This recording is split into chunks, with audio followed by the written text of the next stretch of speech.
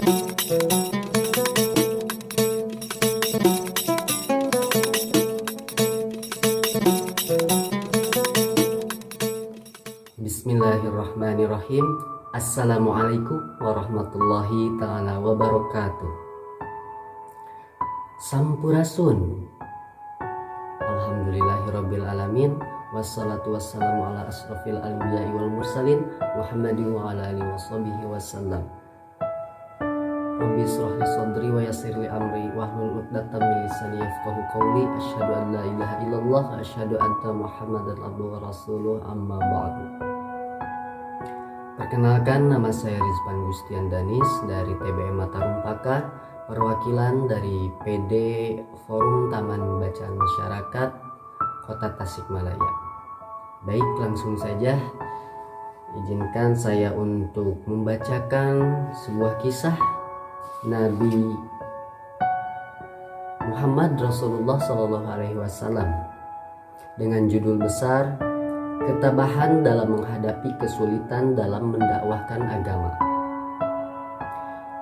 Kita tidak dapat membayangkan bagaimana penderitaan, kesusahan, dan jerih payah yang telah dialami oleh Rasulullah SAW dan para sahabat radhiyallahu anhum ketika menyebarkan agama ini untuk mencapai taraf seperti usaha dan semangat mereka.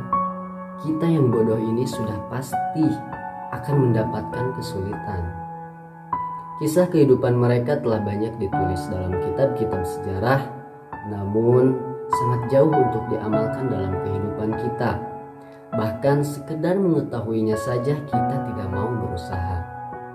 Di dalam bab ini akan diceritakan kisah Rasulullah SAW yang berjudul Dakwah Rasulullah SAW ke Taif.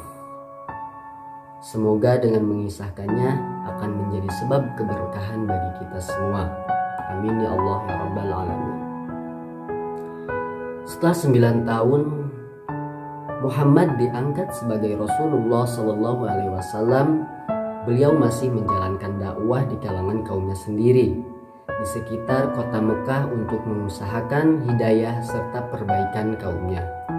Tetapi hanya sebagian kecil saja orang yang mau memeluk agama Islam atau bersimpati kepadanya. Selebihnya selalu berusaha dengan segala daya upaya untuk mengganggu dan menghalangi beliau dan pengikut-pengikutnya. Di antara mereka yang bersimpati dengan perjuangan Nabi adalah Abu Thalib, paman beliau sendiri. Namun sayangnya ia tidak pernah memeluk Islam sampai akhir hayatnya. Pada tahun ke-10 setelah kenabian, Abu Thalib wafat. Dengan wafatnya Abu Thalib ini, pihak kafir Quraisy merasa semakin leluasa mengganggu dan menentang Nabi SAW. Taif merupakan kota terbesar kedua di kawasan Hijaz. Di sana terdapat Bani Saqif, suatu kabilah yang cukup kuat dan besar jumlah penduduknya. Rasulullah SAW pun berangkat ke Taif dengan harapan dapat membujuk Bani Saqif untuk menerima Islam. Dengan demikian, beliau akan mendapatkan tempat berlindung bagi pemeluk-pemeluk Islam dari gangguan kafir Quraisy. Beliau pun berharap dapat menjadikan Taif sebagai pusat kegiatan dakwah. Setibanya di sana, Rasulullah SAW mengunjungi 3 tokoh Bani Saqif secara terpisah untuk menyampaikan risalah Islam. Namun yang terjadi, mereka bukan saja menolak ajaran Islam, bahkan untuk mendengar perkataan Nabi SAW saja mereka tidak mau. Rasulullah SAW diperlakukan secara kasar dan biadab. Sikap kasar mereka itu sungguh bertentangan dengan kebiasaan bangsa Arab yang selalu menghormati tamunya.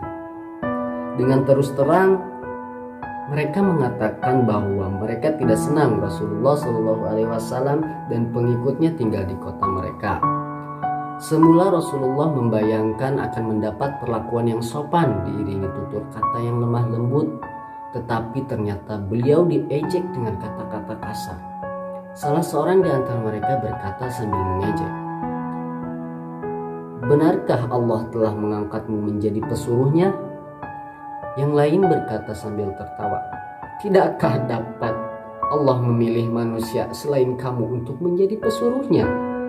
Ada juga yang berkata, "Jika engkau benar-benar seorang nabi, aku tidak ingin berbicara denganmu, karena perbuatan demikian itu akan mendatangkan bencana bagiku. Sebaliknya, jika kamu seorang pendusta, tidak ada gunanya aku berbicara denganmu." Menghadapi perlakuan ketiga tokoh Bani Sakif yang kasar itu, Rasulullah Shallallahu Alaihi Wasallam yang memiliki sifat bersungguh-sungguh dan teguh pendirian tidak menyebabkannya putus asa dan kecewa. Setelah meninggalkan tokoh-tokoh Bani Sakif yang tidak dapat diharapkan itu, Rasulullah mencoba mendatangi rakyat biasa. Kali ini pun beliau mengalami kegagalan. Mereka mengusir Rasulullah dari Taif dengan berkata, "Keluarlah kamu dari kampung ini dan pergilah kemana saja kamu mau." Ketika Rasulullah menyadari bahwa usahanya tidak berhasil, beliau memutuskan untuk meninggalkan Taif. Tetapi penduduk Taif tidak membiarkan beliau keluar dengan aman. Mereka terus mengganggunya dengan melempari batu dan kata-kata penuh ejekan. Lemparan batu yang mengenai Nabi Muhammad demikian hebat sehingga tubuh beliau berlumuran dengan darah. Dalam perjalanan pulang, Rasulullah Shallallahu Alaihi Wasallam menjumpai suatu tempat yang dirasa aman dari gangguan orang jahat tersebut. Kemudian beliau berdoa, "Ya Allah, kepada Engkaulah aku adukan kelemahan tenagaku dan kekurangan daya upayaku pada pandangan manusia. Wahai yang Maha Rahim, Engkaulah Tuhan yang orang-orang lemah dan Engkaulah Tuhanku. Kepada siapa Engkau menyerahkan diriku? Apakah kepada musuh yang akan menerkam aku, atau kepada keluarga yang Engkau berikan kepadanya urusanku? Tidak ada keberatan bagiku asalkan Engkau tidak marah kepadaku. Sedangkan afiatmu lebih luas bagiku. Aku berlindung dengan cahaya wajahmu yang mulia yang menyinari langit dan menerangi segala yang gelap, dan atasnya lah teratur segala urusan dunia dan akhirat. Dari turunnya murkamu kepadaku atau turunnya keridoanmu kepadaku, jauhkanlah murkamu hingga Engkau ridho. Tidak ada daya dan upaya melainkan denganmu." Demikian sedihnya doa yang dipanjatkan kepada Allah Nabi Shallallahu Alaihi Wasallam, sehingga Allah mengutus malaikat Jibril alaihi salam untuk menemuinya. Setibanya di hadapan Nabi, Jibril alaihi salam memberi salam seraya berkata, "Allah mengetahui yang telah terjadi padamu dan orang-orang ini. Allah memerintahkan malaikat di gunung-gunung untuk menaati perintahmu." Sambil berkata dengan demikian, Jibril memperlihatkan para malaikat itu kepada Rasulullah SAW. Kata malaikat itu, "Wahai Rasulullah, kami siap untuk menjalankan perintah Tuhan. Jika engkau mau, kami sanggup menjadikan gunung di sekitar kota ini berbenturan, sehingga penduduk yang ada di kedua belah gunung ini akan mati tertindih. Atau apa saja hukuman yang engkau inginkan, kami siap melaksanakannya." Mendengar tawaran malaikat itu, Rasulullah SAW dengan sifat kasih sayangnya berkata, "Walaupun mereka menolak ajaran Islam, saya berharap dengan kehendak Allah, keturunan mereka pada suatu saat nanti akan menyembah Allah dan beribadah kepadanya." Hikmah. Perhatikanlah teladan mulia yang dicontohkan oleh Nabi SAW. Kita semua mengaku sebagai pengikutnya, tetapi dalam kehidupan sehari-hari, jika keinginan kita ditolak atau tidak disetujui, dengan cepat kita tersinggung dan memaki-maki, bahkan kadang-kadang ingin membalas dendam.